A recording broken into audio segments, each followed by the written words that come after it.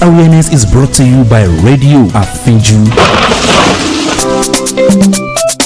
Sọ fún wa nípa okòwò rẹ, kábọ̀ polongo rẹ̀ káyọ̀ gbọ́, kájọ́ sì wọgbà rẹ̀ látòrí ìpolongo lóhùn lásán. Ìpolówó aláwòrán, rédíò àfijù gan-an ni gbogbo ohun tó nílò wà. Ìpolówó ọjà tó yà lára ọ̀tọ̀ pẹ̀lú ìgbélárugẹ okòwò rẹ àti ohun gbogbo tó fẹ́ káyọ̀ mọ̀. Kàn sí rédíò àfijù fún ìgbéjáde orin, music production, àwọn àkàálẹ̀, documentaries, ìpolówó àti ìkéde eléyìíkéyìí tó fẹ́ ṣe. Àwọn akọ́ṣẹ́mọṣẹ́ wa ti wà níkàlẹ̀ láti fi ohùn wọn gbé ọ sáyé. Gbogbo ohun tó nílò pátá ló wà ní rédíò àfijù. Báwo lo ṣe fẹ́ sí gan? Lónírúurú èdè, òyìnbó, haúsá, ìgbò, yorùbá àti àdàpè òyìnbó, gbogbo rẹ̀ pátá ló wà lọ́dọ̀ wa ní rédíò àfijù. Fún ìwọ tó fẹ́ ṣe àkàálẹ̀ aláwòrán, àwòrán ara rẹ tàbí tayẹyẹ, dígí la wà fún ọ. Ó yá, ìwọ tó ti ṣetán láti fi òwò rẹ sí ọkàn gbogbo àwọn oníbàárà rẹ, má dààmú jìnnà mọ́. Kàn sí rédíò àfijù lónìí. Wọ́n wà ní Dàdá Estate, Òṣogbo, Ọ̀ṣun State. Ẹ sì lè kàn sí wa bákan náà lórí ẹ̀rọ ayélujára wa Facebook rédíò àfijù, X rédíò àfijù, YouTube rédíò àfijù. Bẹ́ẹ̀ ni o, rédíò àfijù gan-an ní ìlànà ìgbóhùnsáfẹ́fẹ́ tí kò lábàwọ́n. Wherever you're listening or watching Radio Afiju, the time is 3 p.m.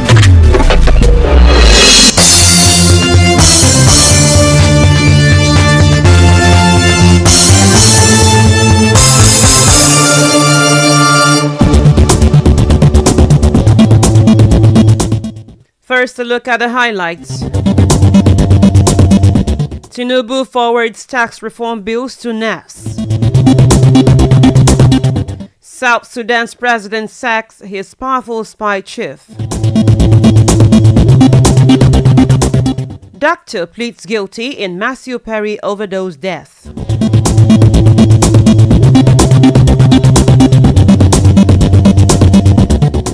Good afternoon and welcome to the World News on Radio Afiju.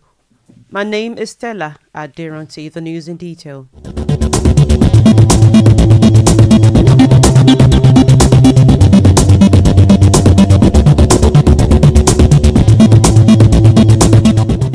The Senate has received President Bola Tinubu's communication seeking consideration and passage of the proposed fiscal policy and tax reform bill to align with ongoing financial reforms of the federal government and enhance efficiency in tax compliance.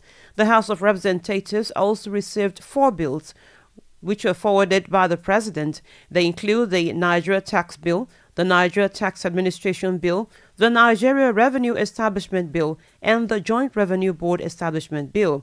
In his speech on Nigeria's 64th independence anniversary, Tinubu said some economic stabilization bills will be transmitted to the National Assembly.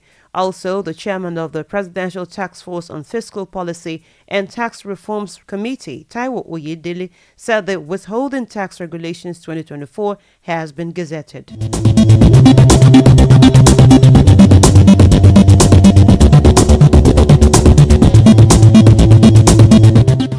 Justice Sylvanus Origi of the Federal Capital Territory High Court has granted former governor of Taraba State, Darius Ishaku, bail to the tune of 150 million naira and 2 sureties in like sum. The 2 sureties must be residents in the Federal Capital Territory, Abuja, with their house addresses verified by the registrar of the court. The judge said one of them must be a director with the Federal Civil Service. The former governor was arraigned by the Economic and Financial Crimes Commission, EFCC, on a 27 billion naira alleged fraud before Justice the Anti-Graft Agency had granted the former governor administrative bail, and he did not jump the bail. Justice Origi subsequently fixed November 4th, 5th, and 13th for the commencement of the trial.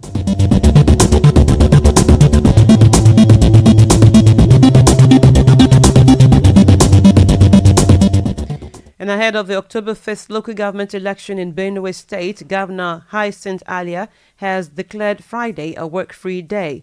earlier declared in a statement by his chief press secretary, Tersto Kula, and made it available to newsmen in Makurdi, the state capital. The governor said that the work-free day was to allow the electorate to travel to their respective local government areas to exercise their franchise. He emphasized the importance of active participation in the electoral process and encouraged all citizens to take advantage of free day to exercise their civic duty. Ali expressed confidence that with the right commitment and participation, the elections will be conducted smoothly and fairly. The governor further urged all public and private sector organizations to support the initiative by allowing their employees to do likewise.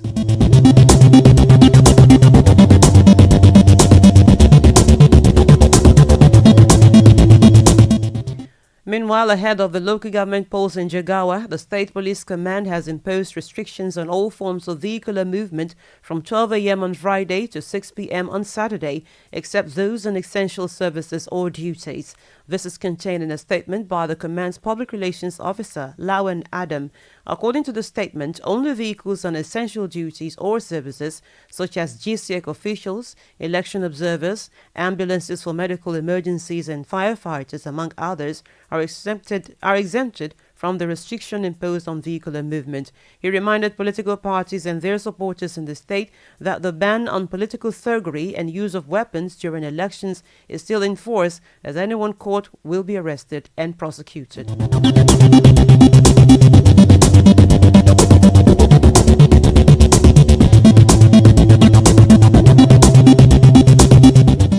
In other news, a former Senate Majority Leader and the former Director General of the MKO Abiola Campaign Organization in the June 12, 1993 presidential election, Jonathan Zingina, has reportedly passed on. The Adamawa state-born politician died at the age of 70 in the nation's capital, Abuja, after a protracted illness. The former lawmaker, who represented Adamawa South Senatorial District in the Senate, was a founding member of the People's Democratic Party, but later defected to the All Progressives Congress.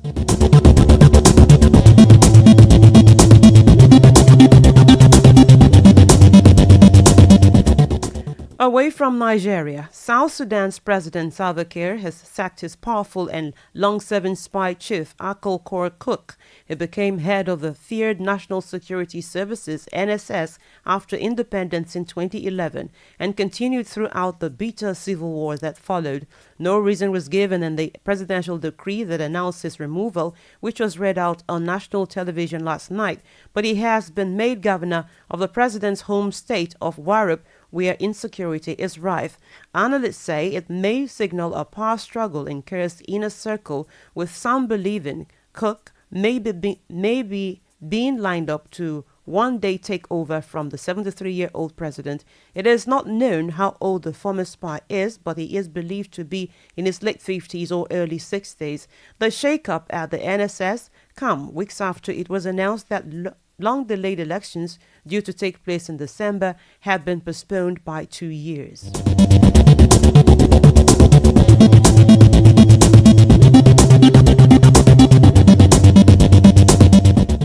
In Asia, Subrahman Iswaran, a senior cabinet minister in Singapore's government, has been sentenced to 12 months in prison in a high-profile trial that has gripped the wealthy nation. Iswaran, 62 years, pleaded guilty to accepting gifts worth more than $311,882 while in public office, as well as obstructing the course of justice. The gifts included tickets to the Formula One Grand Prix, Brompton T-Line bicycle, alcohol, and a ride on a private jet. Justice Vincent Hung, who oversaw the case in Singapore's High Court, emphasized that the former transport minister's crimes were an abuse of power and jeopardized people's trust in public institutions. He also noted that Iswaran seemed to think he would be acquitted. He will serve his sentence at Changi, the same prison that holds Singapore's death row prisoners, where the cells don't have fans and most inmates sleep on straw mats instead of beds. He is Singapore's first political figure to be tried in court in nearly 50 years.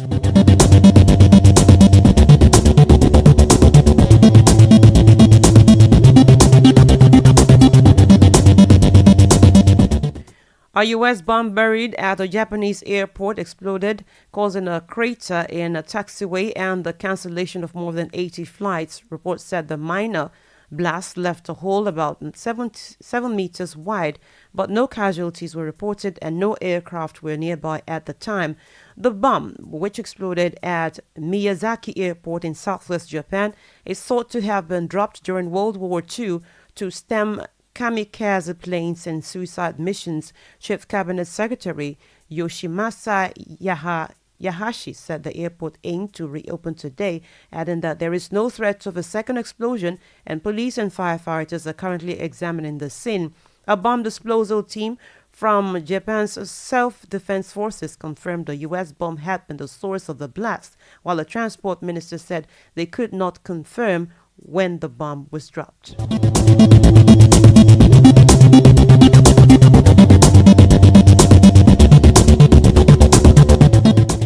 In Europe, Sir Keir Starmer has made his first visit to Brussels since becoming Prime Minister.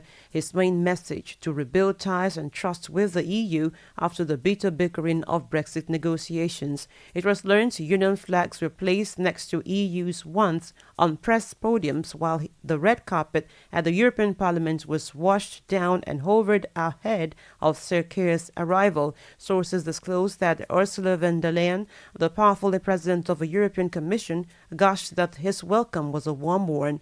He called for closer cooperation on defense and security, including energy security, as well as on climate change, irregular migration, labeled illegal migration under the previous Conservative government, and on delivering economic growth to help make Brexit work in the UK's interest. He insisted the British public wanted a return to what he called sensible leadership when it came to the EU.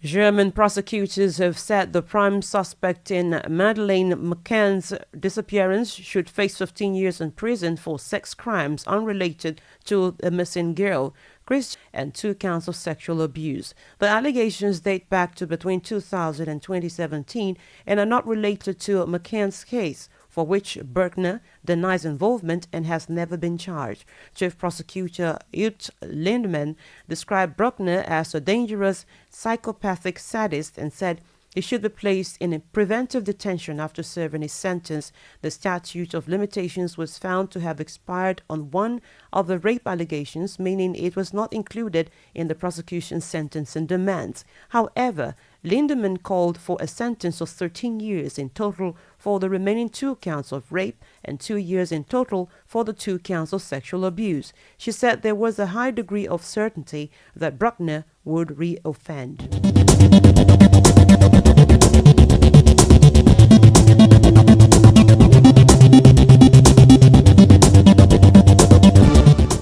In the Americas, a doctor charged in the drug-related deaths of actor Matthew Perry has pleaded guilty in the case.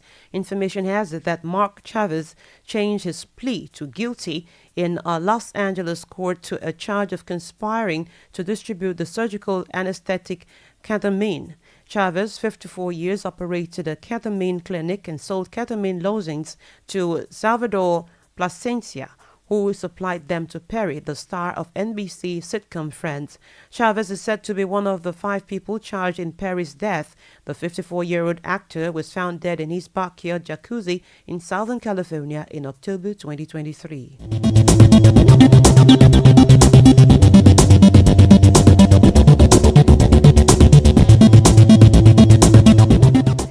Six migrants have died after soldiers in Mexico opened fire on a vehicle carrying a group of 33 people who were traveling in the south of the country. The Mexican Defense Ministry said another 10 migrants were injured in the incident some 25 miles north of the border with Guatemala. The ministry said a military patrol saw the migrants' pickup vehicle traveling at high speed, which made an apparent attempt to avoid being stopped. The statement said soldiers reported hearing hearing explosions, after which 2 officers opened fire, adding that they have been removed from their duties while an investigation is carried out. Mexico is under pressure from the U.S. to crack down on the number of migrants making their way through the country to reach the American border. A police report into the incident in the southern Chiapas state said the soldiers chased the vehicle after it failed to stop at an army checkpoint before firing gunshots to try and stop it.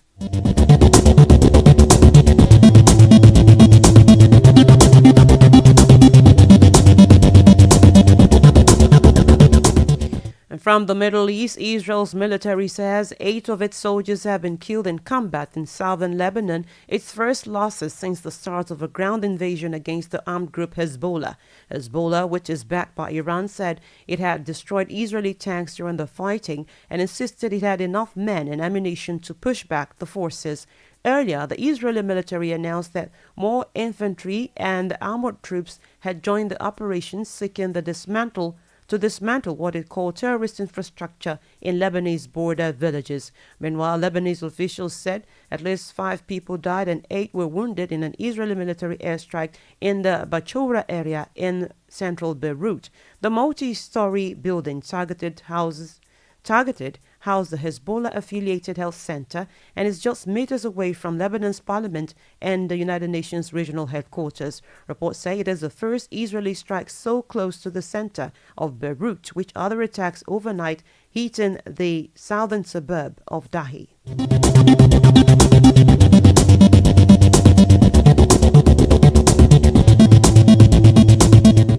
Now talking sports, Kadri Aruna and world number 1 Wang Chuqin have been eliminated from the men's singles at China's March 2024 after losing their respective round of 32 games.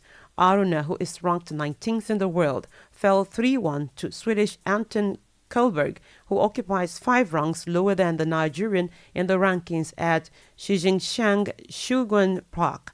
To reach the round of 32 of the tournament with $2 million prize money, which runs from September 26th to October 6th, Aruna defeated Benedek Ola of Finland 3-1 in the round of 64.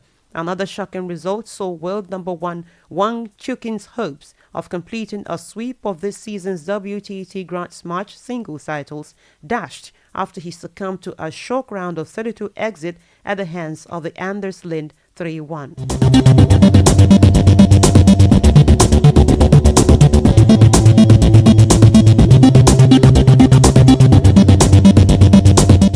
Before we go,